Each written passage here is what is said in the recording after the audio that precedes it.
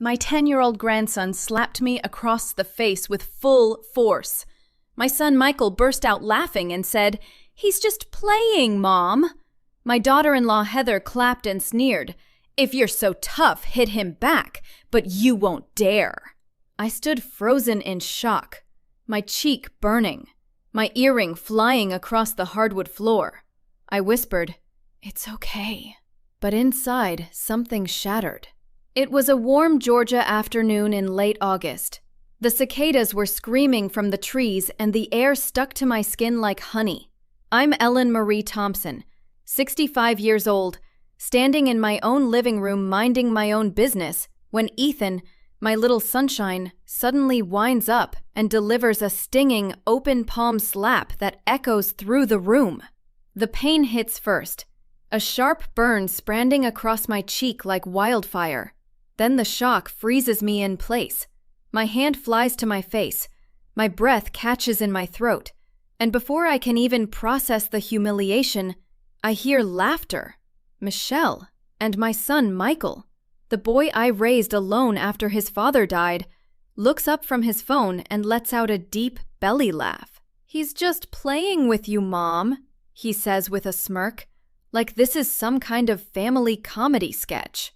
And Heather, my Instagram perfect daughter-in-law, the self-proclaimed queen of modern parenting, claps her hands together and sneers, "If you're so tough, hit him back, but you won't dare."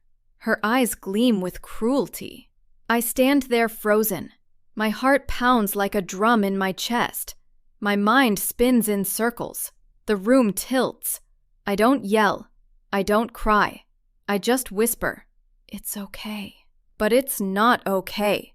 Not even close. Something deep inside me cracks wide open. A fault line I didn't know existed after 65 years of holding this family together through every storm life threw at us. Theodore walked to the kitchen, pretending to tidy up, just so I don't have to look at them. They go right back to their phones, laughing, scrolling, like slapping grandma is just another Tuesday afternoon. And in that moment, I realize something that cuts deeper than the slap ever could.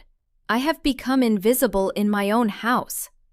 I'm the live-in babysitter, the unpaid maid, the woman they tolerate because I cook, clean, and help with the bills. The grandma who doesn't understand modern parenting, as Heather once said with a smirk. But that slap reminded me of something I had forgotten. I'm not helpless. I'm not powerless. I'm just quiet. That night, after everyone is asleep, I sit in my tiny room at the end of the hall. Moonlight slices through the blinds and lands on a framed photo of baby Ethan the day he was born. I'm holding him, his tiny fingers wrapped around my necklace, my heart bursting with love. I had called him my little sunshine, and now, with my cheek still faintly red, I whisper to the photo, "You were my sunshine once." My sting, but not from tears, from rage, from clarity. I've raised Michael on my own, worked 2 jobs, skipped meals, saved every penny so he could have the life I never did, and now he laughs while his son humiliates me. I open my laptop. Not for comfort, not for distraction. I know exactly what I'm about to do. For 3 years, I have been quietly paying Ethan's private school tuition, $1,800 a month, from the savings my late husband Frank left me. I never bragged, never asked for thanks. I did it because I believed in education, because I wanted Ethan to grow up kind, humble, and smart, not spoiled, not cruel. But as I stare at that tuition draft ready for next month, something shifts inside me. This money isn't helping him. It's feeding their arrogance. I hover over the cancel recurring payment button. My heart pounds in my ears. I hear Frank's voice, calm and steady.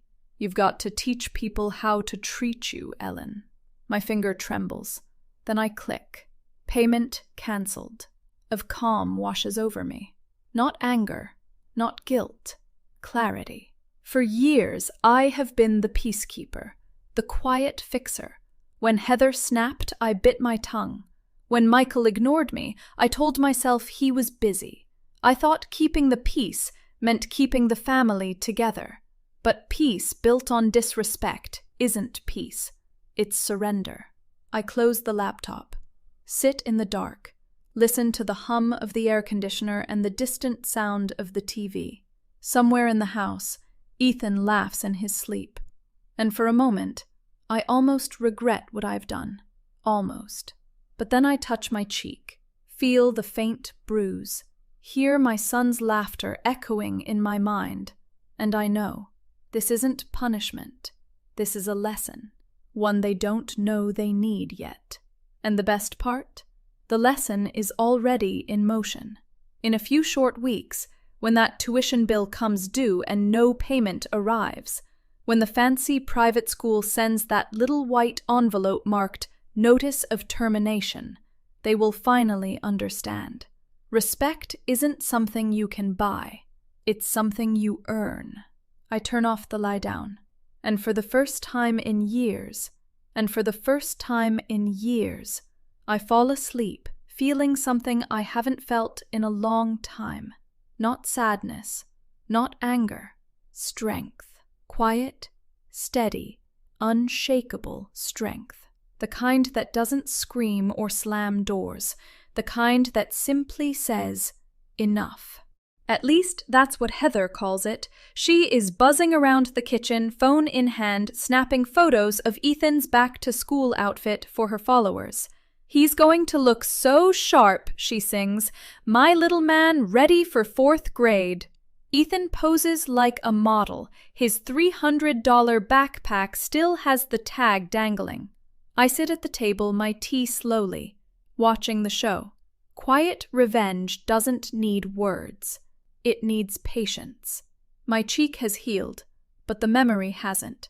Every time I catch my reflection, I feel that sting, not just of the slap, but of my son's.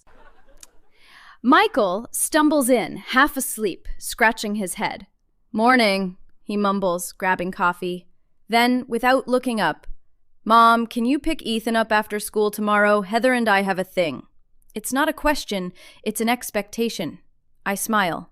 Sure, son. Inside, my heart does somersaults.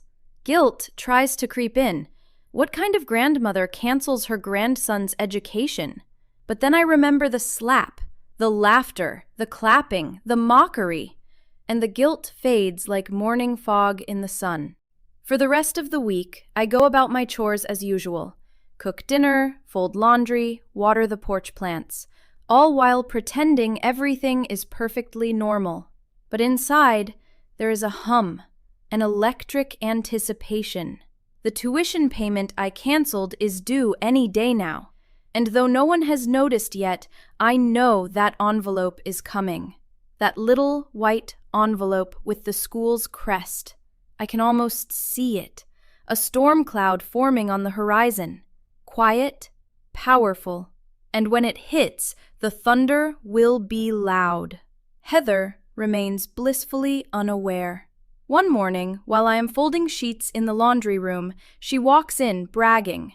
You just can't beat the kind of education he's getting there, she says, shaking her head like it's Harvard, not elementary school. I give her a little smile. Yes, it takes a lot to maintain privileges these days. I mean it as a warning. She doesn't hear it, just nods absently, murmurs, totally, and walks out. I stand there holding the warm sheet, thinking, you really don't see it coming, do you? That weekend, I bake cookies with Ethan. Maybe it's guilt, or maybe I miss the sweet boy I used to know, the one who would run to me with sticky fingers and a chocolate-smeared smile.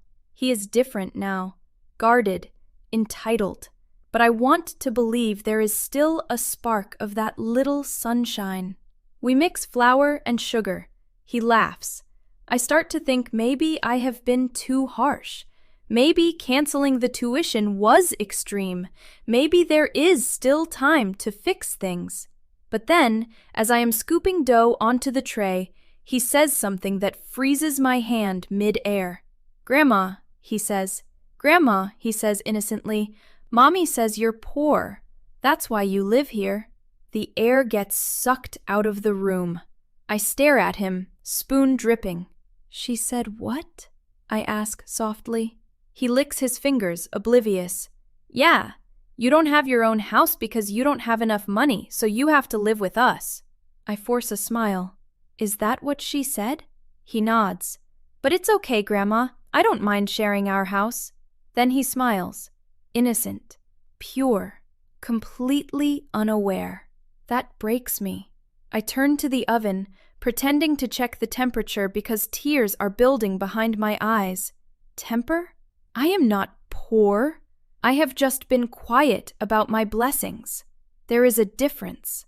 That night, I sit on the porch wrapped in my old cardigan, staring at the stars.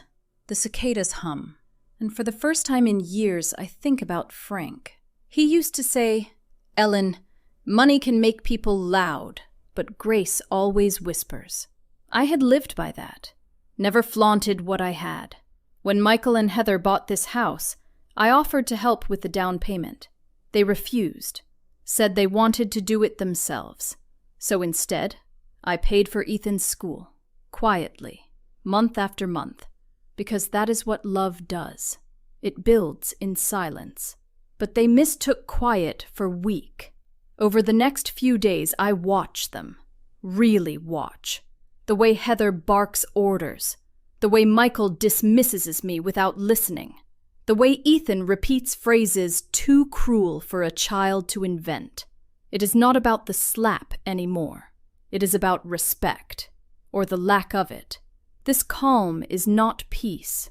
It is arrogance wearing a mask. And masks always slip. One evening, I catch my reflection in the kitchen window while washing dishes. I look tired, but lighter.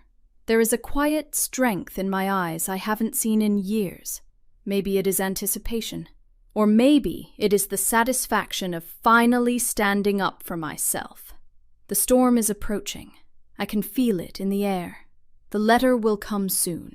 And when it does, all their laughter, their mockery, their smugness will crumble like a sand castle in the tide. I finish the dishes, wipe my hands, smile to myself. They think they know me, I whisper to the empty kitchen, but they have no idea what's coming. I turn off the light, go to bed, and sleep with a deep, quiet peace. The kind that comes when you finally choose yourself. Because sometimes, the calm before the storm isn't fear, it is power. Monday morning arrives like any other. Coffee brewing, Ethan's feet thumping down the hall. Heather's blender whirring with her anti-aging green smoothie. First day of school. Supposed to be exciting. A fresh start. Smiles. Photos for her followers. The kitchen buzzes. Ethan brags about seeing his friends. Heather barks orders about brushing teeth and packing lunches. Michael stays glued to his phone. Michelle stand by the sink, washing my cup, pretending not to notice how they move around me like I am furniture. But deep down, I know, this is the day. The calm has passed. The storm is here. Right on cue, a soft thump at the door. The mail. Heather grabs the pile, flipping through bills and ads until she sees it. A large white envelope with the school's logo in the corner. "Oh, it's from the school," she chirps, tearing it open with her manicured nails. I don't turn around. I know exactly what it says. I have been waiting for this moment all week. But the sound that comes next isn't excitement. It's confusion. "Wait, what?" she whispers, brows furrowing. Then louder, voice rising like a siren. "What do you mean, tuition unpaid?" Mellancale's head snaps up. "What are you talking about?" He grabs the paper. His eyes dart across the lines. His jaw tightens. "That's impossible. Mom's been handling that." And there it is. The line that lights the fuse. I keep washing my cup. calm, steady. The sound of running water cuts through the silence.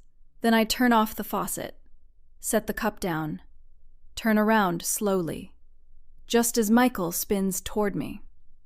"Mom," he says sharply, "did you forget to pay the tuition again?"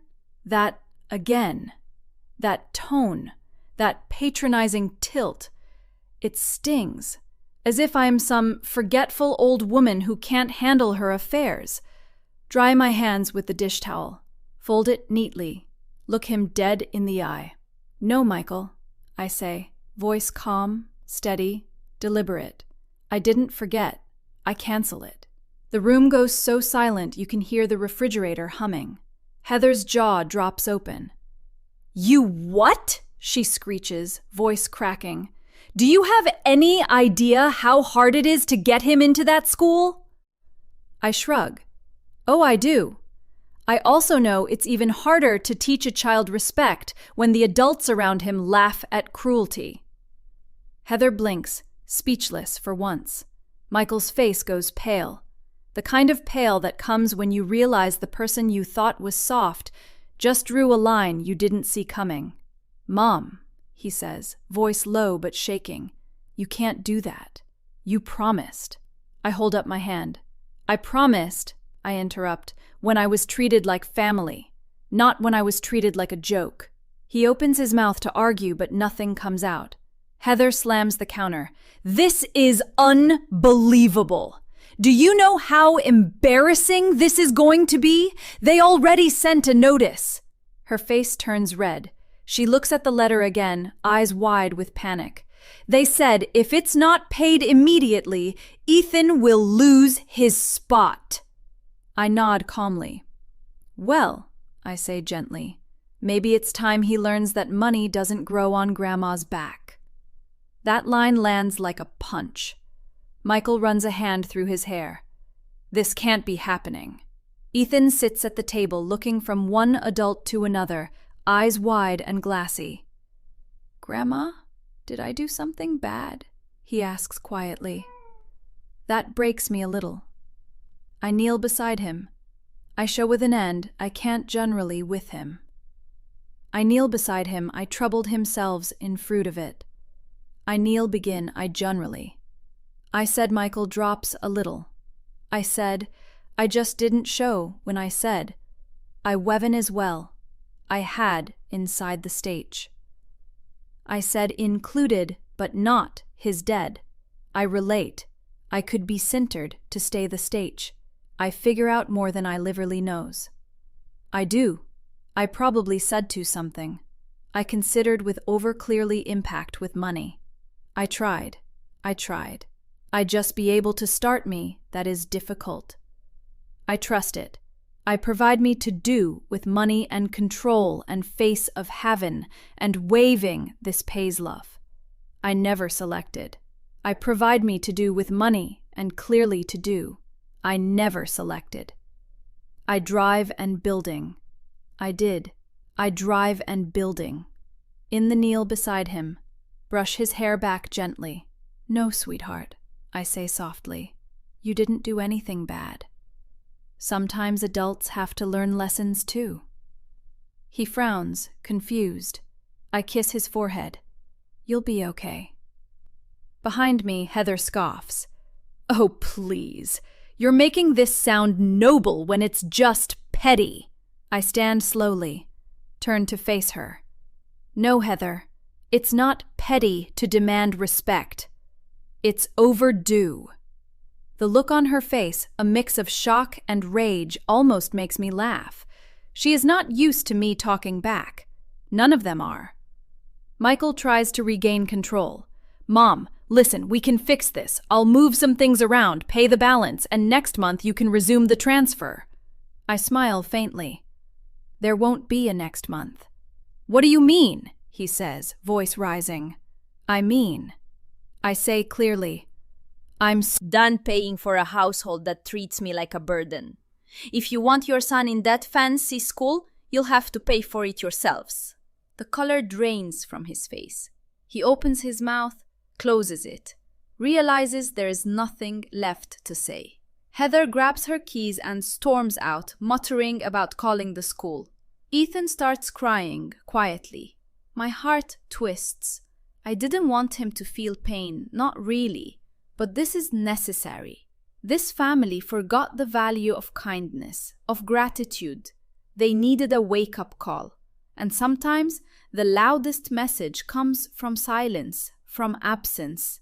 For the first time in years, I'm not invisible. They can't laugh this off. They can't scroll past it. They have to see me, hear me, acknowledge me.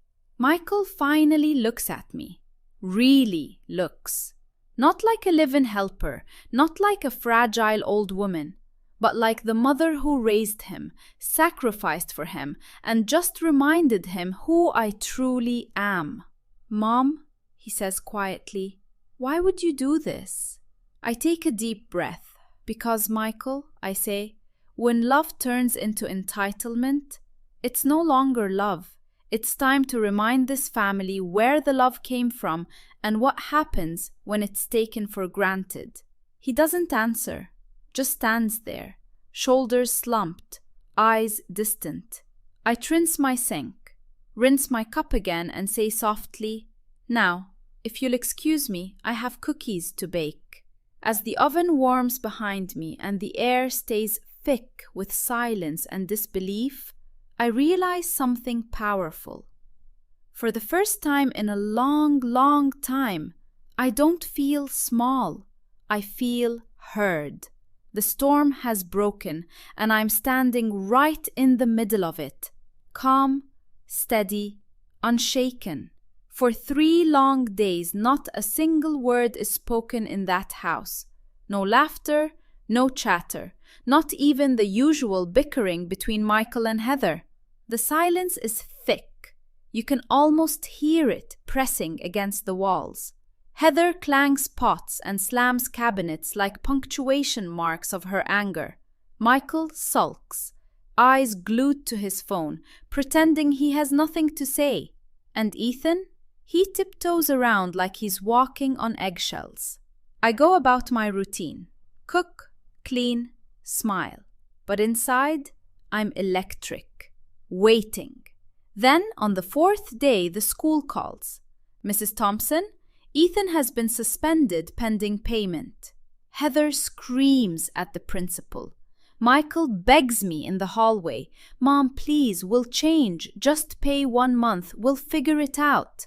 I pull out my phone, press play. The recordings flood the room. Heather's voice. "Hit her back." Michael's. "She lives here rent-free. Least she can do." Ethan's innocent echo. "Mommy says grandma's poor." Their faces turn to ash. I look them dead in the eye. This is evidence. One more word, I sue for elder abuse. Ethan is transferred to public school. No more $300 backpacks. No more Instagram flexes. Heather's followers Dropbox down 60% overnight. Influencer mom can't afford private school? The comments are brutal. Michael loses clients. His boss heard the recordings. We don't tolerate disrespect here. Misguided. Then I drop the final bomb. I reveal my $450,000 inheritance from Frank, the one they never knew about, the one I never flaunted. I buy a condo, mine alone. Move out in 48 hours. Pack only what matters. Photos, books, memories. Leave the rest. Misdemeanor visits Sundays. My rules. "Grandma, I'm sorry," he says, eyes down. I hug him tight. "Learn respect, sunshine. It's free." Michael and Heather? They divorce in 6 months. She blames him, he blames her. Truth? They blame themselves. Spilled them. Italy, Hawaii, Paris. Bake cookies with new neighbors. Live loudly. From invisible to unbreakable. They laughed at my pain. I taught them with silence, with absence, with power. Ma's revenge went viral. Did Ellen go too far? Comment below. Team Ellen or Team Family? Smash subscribe for daily revenge stories from Ember. Tomorrow. Daughter stole my house. 10,000 likes equals next story.